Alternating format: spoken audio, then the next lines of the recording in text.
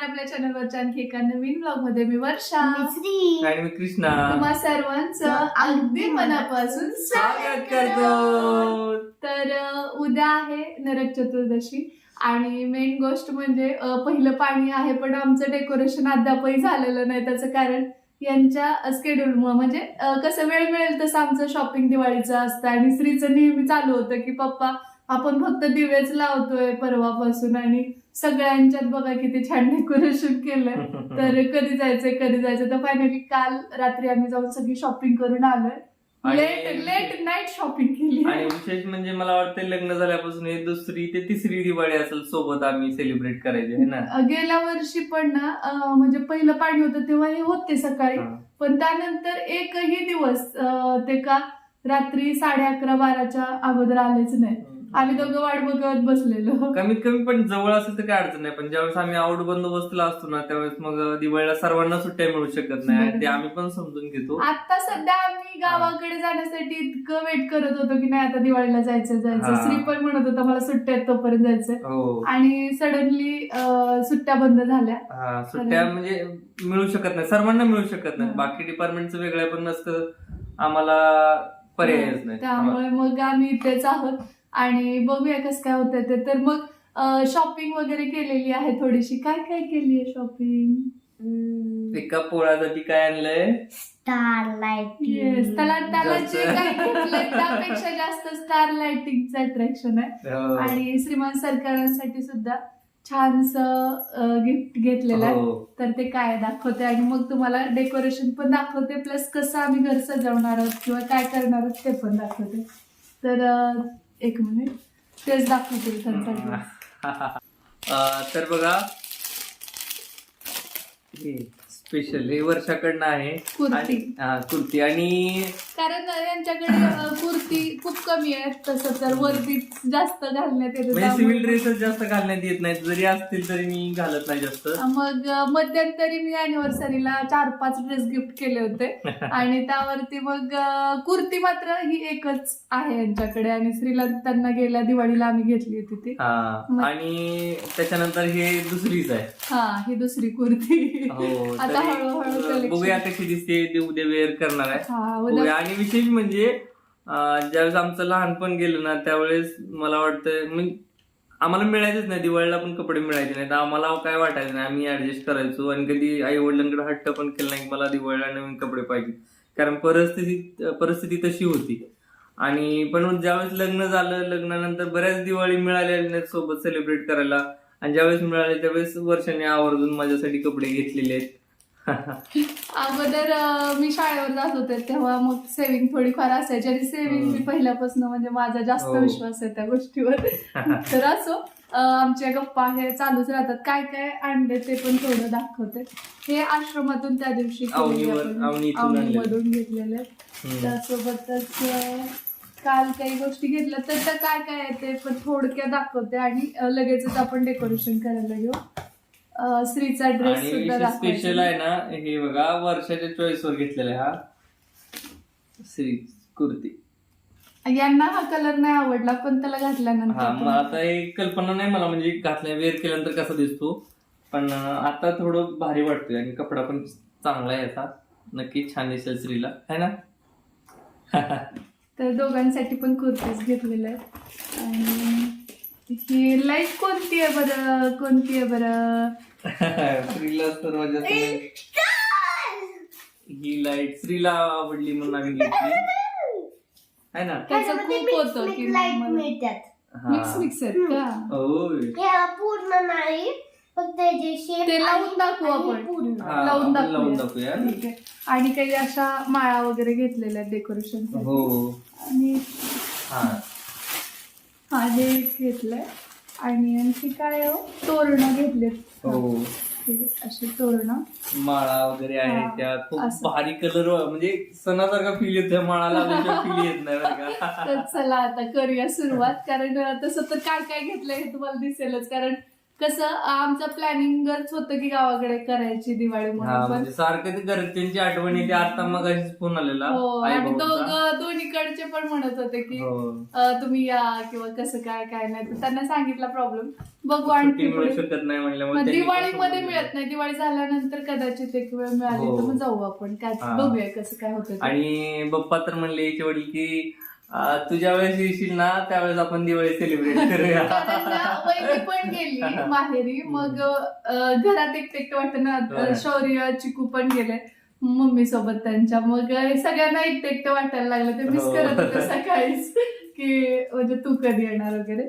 तर मला पण खरंच खूप होतं जायचं. कारण आमच्याकडे ना कोल्हापूर साईडला मी बघितलंय की भाऊबीजेला भाऊ बहिणीकडे येतो. पण आमच्या इकडे ना जी सासूरवाशी नसते किंवा लग्न झालेली मुलगी दिवाळीच्या पहिल्या पाण्या दिवशीपासून म्हणजे अगोदरच थोडंसं दिवाळीच्या थोडं आधीच जाते. आणि त्यानंतर पहिलं पाणी किंवा सगळी पूर्ण दिवाळी कंप्लीट होऊनच मग ती सासरी नांदायला जाते. असा नियम आहे हा. तेच की. पण दिवाळीच्या वेळेस माहेरी जायचं असा रिवाज आमच्याकडे. इकडे बहुतेक तसं नसावं. कारण समोरच्या ताई वगैरे म्हटलेलं की भाऊबीजे दिवशी भाऊ येतो आणि मग त्याला जेवण वगैरे बनवून ओवाळून तो जातो. असं काहीतरी तो इकडचा नियम आहे. बाकी मुली इथेच राहतात. आमच्याकडे पाडव्याला वगैरे नवऱ्याला ओवाळणं असं तितकं नाहीये ना इकडे. म्हणजे नाहीच बिलकुलच नाही मराठवाड्यामध्ये आमच्या तर. पण इकडं अशी प्रथा आहे मला मागच्या दिवाळीला लक्षात आली. आणि मला काहीच गिफ्ट म्हणजे माहितच नव्हतं. आपल्या साहित्य दाखवायचंय ना. हो ना. सॉरी. चला मला काय म्हणतात बॉसची ऑर्डर आली आहे. अरे थांबा आता किती बडबड करता. पण ते पाडव्याचं गिफ्ट सांगतो की आमच्याकडे अशी काही प्रथा नाही. पण इथं समोरच्या ताई वगैरे सगळे म्हणायला लागले की दादानी काय दिलं तुला गिफ्ट वगैरे. तर त्यावेळेस आम्हाला प्रथा माहित झाली की पाडव्याला म्हणजे नवरा बायकोला गिफ्ट देतो काहीतरी आहे ना. बरोबर. चला आता लागू तयारीला पटापट सगळं डेकोरेशन छान करून घेऊ. कसं काय होतं बघूया. स्त्रीचा पसारा करणं आणि दिवाळीचा सण आहे त्यामुळं आहे ना. खरं तर वसुबारसेपासूनच दिवा प्रज्वलित करून आपण सणाला सुरुवात करतो. आणि आम्ही केलेली आहे त्या दिवसापासून. परंतु कसं बाकीचं जे डेकोरेशन लाईट्स किंवा हे त्या गोष्टी थोडस नव्हतं ते आता आणलंय ते आता करून. चल मला माझ्या आवडीचा सणचा कंदील दाखवतो. सन रेनबो कलरफुल म्हणतो का. आणि याच्यामध्ये आम्ही बल्ब लावलेला आहे.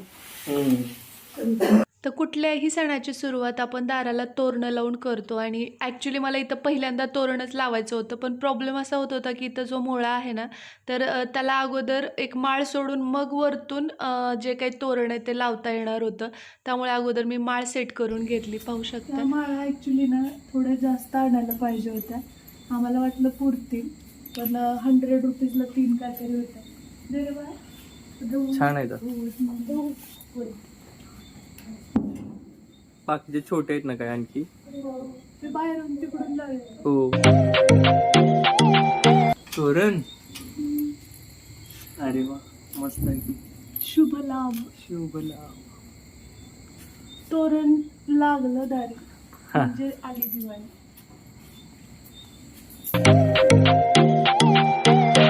तर हे एंट्रन्सला लावण्यासाठी आणलं. चला. आणि कसं आहे माहिती का ऑलरेडी हे आहे फक्त हे रिमूव्ह करायचंय. आणि थर्माकोल वगैरे नाही बरं का. हँडमेड हो.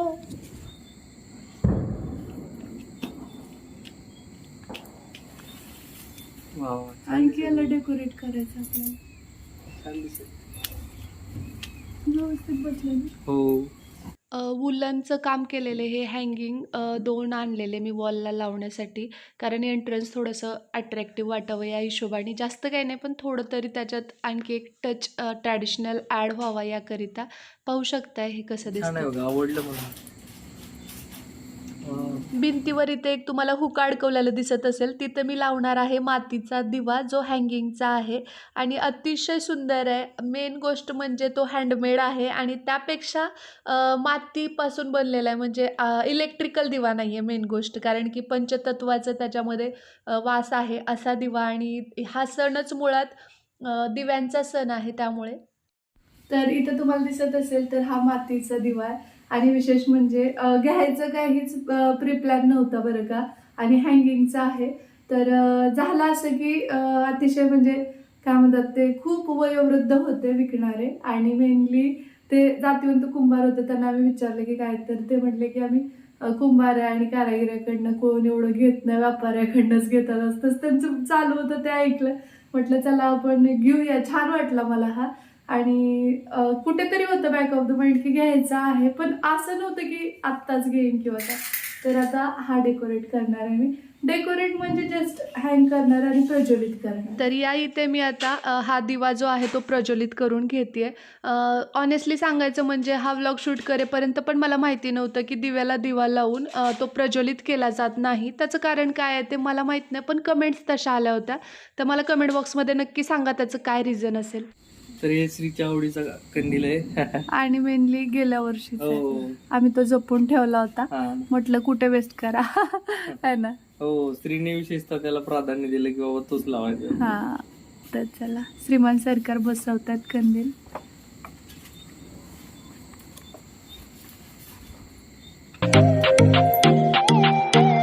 दोन कोण आहेत बरं हे सेम टू सेम कपड्यांचे. इकडच्या विंडोत एक आहे, इकडच्या विंडोत एक आहे. ये बहुत बढ़िया श्री. तर या इथं बघा आमची कंदील. चला लावूया का? खाली पडशील रे बाबा पायला. काय आहे कशाची? ते ना तेल सांडले बहुतेक. तर या इथं हे मला म्हणत होते की तुझ्या हाताला येणार आहे का हे म्हणून, तर मी म्हटलं बघूया जमतंय का. तर खरंच ते आलं व्यवस्थित आणि सेट पण झालं. तर बाकीचे पण लाव. बाहेरची बाजू तर झाली, आता आतलं थोडंसं डेकोरेशन करून घेतो. काय जास्त नाही, ह्या ज्या माळा आहेत त्या असं सर्कलमध्ये लावते आहे मी. कन्फ्यूज होते, मला अशा सोडायच्या होत्या एक एक माळा, पण त्या तितक्या पुरेशा नव्हत्या. त्यामुळे मग विचार करून करून आम्ही हे बसवत होतो कसं काय करता येईल ते. थोडंसं अलीकडे. ओके, हा ठीक आहे, ओके. मग हे इथं घेतलं तर हे इथं घ्यावं. नाही, ही खाली पाहिजे ती वरी पाहिजे. मी ते म्हणून अंतर दोन.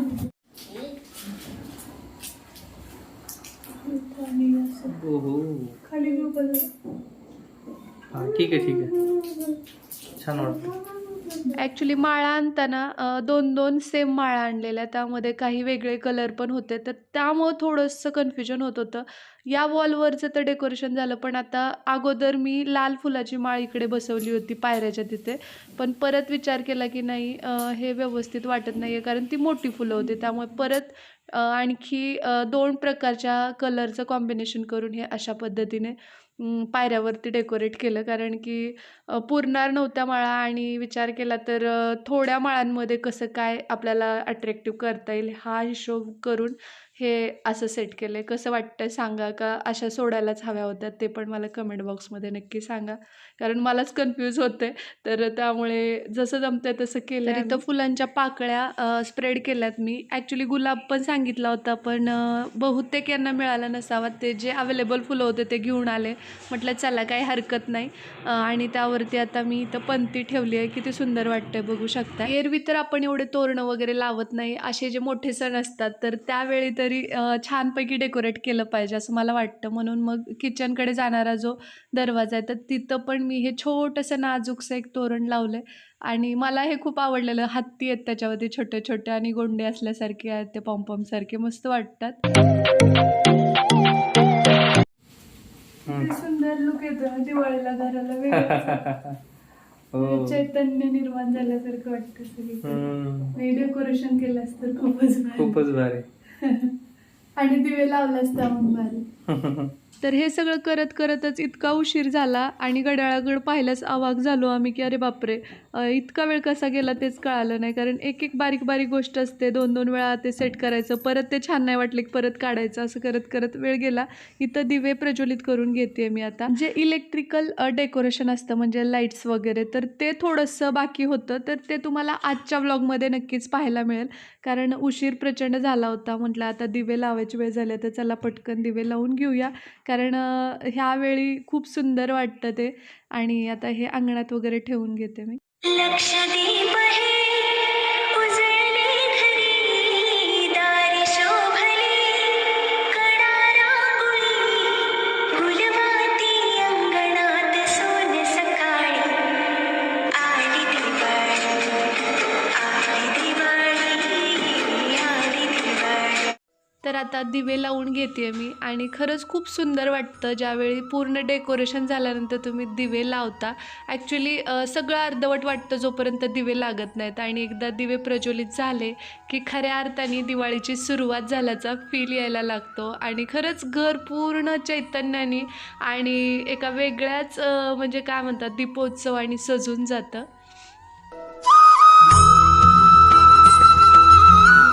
ठेव असा लहान मुलांनी दिव्याला हात लावू नये सगळे सांगत असतात.